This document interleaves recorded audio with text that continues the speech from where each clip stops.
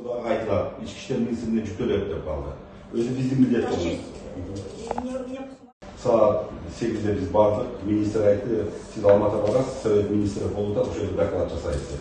Андан кийин чакырып айтты, кайра сиз бул жака калат экенсиз, кой ташка барабыз деп. Ошол учурда Алла кылыч соцсеттен чыккан, бая жазып чыкты. Түнү биз сүйлөшүүдө Курсан Асанов баш болгон саат таңгамал 6'da келип, мына калып кеткен неме кызматкерлерди алыш керек эле.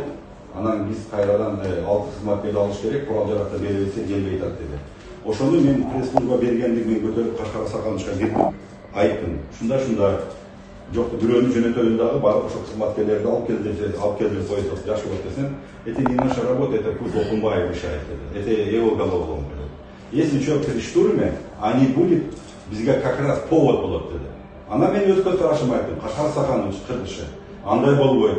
Эч качан ал жерде дедим, кандай кайсы гана жерде болбосун, эч качан спецназтын балдарыны, тем более Альфанын балдарын ал жерге таштап коюп, анан кийин биз бар штурм кылабыз деген туура эмес. Алардын өмүрүнө, бала чакасына ким жооп берет? Мен ага каршымын деп чыгып кеттим.